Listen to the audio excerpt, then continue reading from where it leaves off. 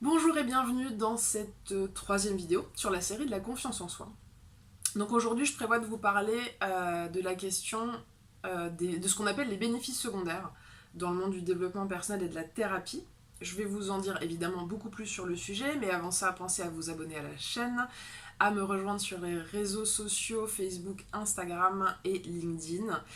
Et pensez aussi évidemment à partager ces vidéos aux personnes de votre entourage qui pourraient en bénéficier. Alors, sur la question du manque de confiance en soi et des causes, j'en ai identifié trois principales. Alors, on est bien d'accord que quand on prend le temps de faire un coaching individuel, c'est là où on va aller prendre le temps de creuser un peu plus et un peu plus précisément sur les causes, parce qu'en fait, c'est parfois en enlevant, en gros, la plante à la racine, qu'on va vraiment permettre à la personne d'augmenter sa confiance en elle.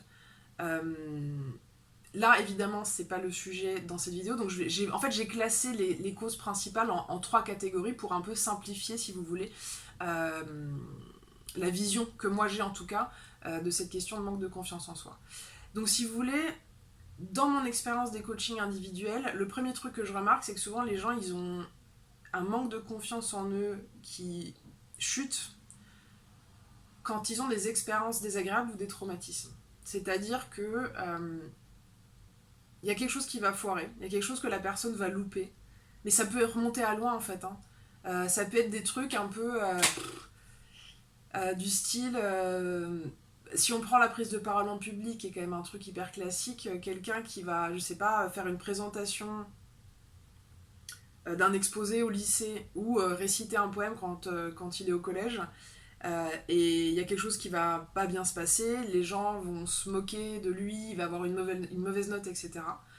Parfois même, c'est même pas la réalité, hein. Ça peut être aussi la perception qu'on a d'un événement.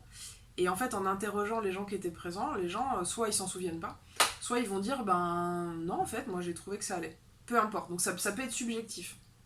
Donc ça peut être comme ça, une expérience traumatisante qui va marquer la personne au point que ça va impacter sur sa confiance, mais de manière ultra globale. C'est-à-dire que l'événement est dans un domaine, et en fait, ça va toucher tous les domaines. Donc ça peut être le domaine sportif, affectif, esthétique, artistique, professionnel bien évidemment, technique, relationnel, peu importe en fait. Et il arrive que une expérience ou une suite d'expériences que la personne ressent comme désastreuses vont en fait avoir des conséquences un peu partout.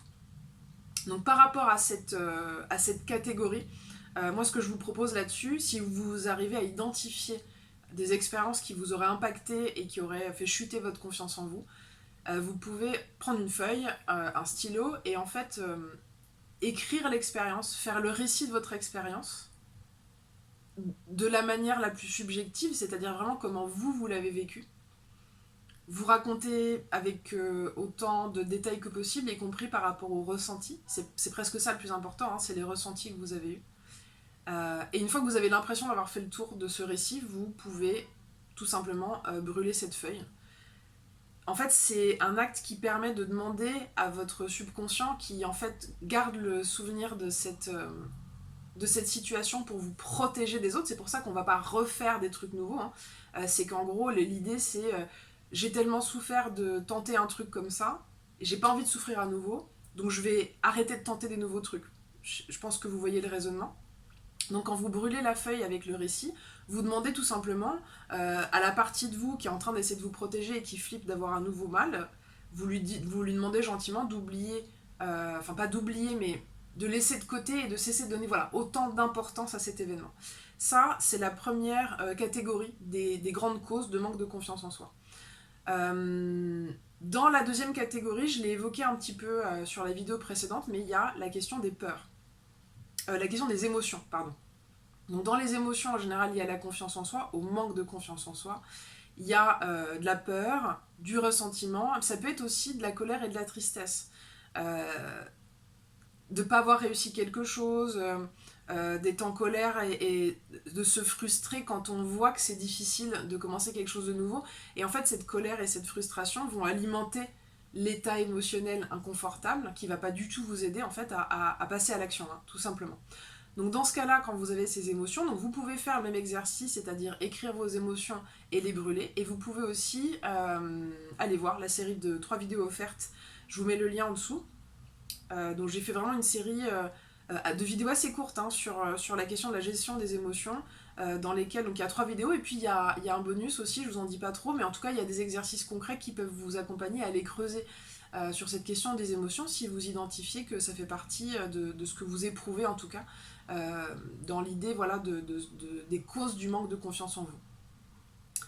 La troisième grande catégorie selon moi, vous vous y attendiez peut-être, c'est les croyances. C'est-à-dire que si vous voulez, on va, à partir de choses qu'on a vécues ou qu'on a entendues, que les gens nous ont dites, qu'on aura vues dans des séries, que nos amis ou les personnes de notre entourage auront vécues, on va se créer une représentation du monde, une série d'idées que l'on va, sans forcément s'en rendre compte, prendre pour vraies, et qui vont en fait être à la base d'une histoire qu'on va se raconter, et qu'on va finir par croire.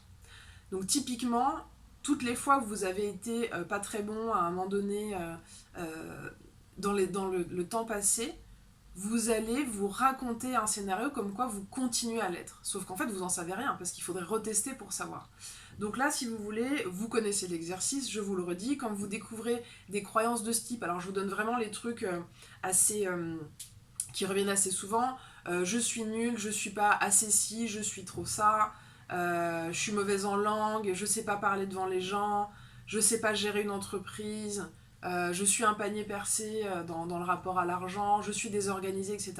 Et en fait, peu importe la réalité de votre situation actuelle et de vos compétences, le fait de vous raconter toute la journée que vous savez pas faire, vous voyez bien en quoi ça a un impact complètement limitant et dévastateur sur ce que vous allez oser mettre en place et oser apprendre. Parce que c'est pas parce qu'on sait pas faire un truc que c'est un problème. Tout s'apprend en fait. Moi ça j'en suis absolument convaincue. Donc n'hésitez pas à prendre une feuille et à écrire vos croyances, donc sous la forme la plus simple possible, typiquement je suis machin, je suis pas bidule, etc.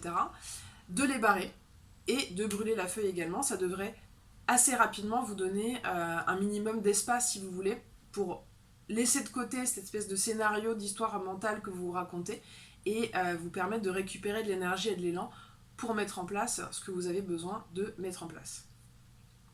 Merci d'avoir écouté cette vidéo jusqu'au bout. Pensez à liker, partager, commenter, me faire des retours sur ce que vous avez trouvé intéressant, ce que vous avez trouvé utile, ce qui a marché pour vous. Et pensez à l'envoyer aux gens de votre entourage qui pourraient en bénéficier. Profitez-en, c'est le principe de contenu offert. Dans la prochaine vidéo, je vous retrouverai pour vous parler de l'utilité du manque de confiance en soi. En fait, c'est la thématique des bénéfices secondaires. Je vous retrouve très vite pour cette 4e vidéo, je crois. À très bientôt.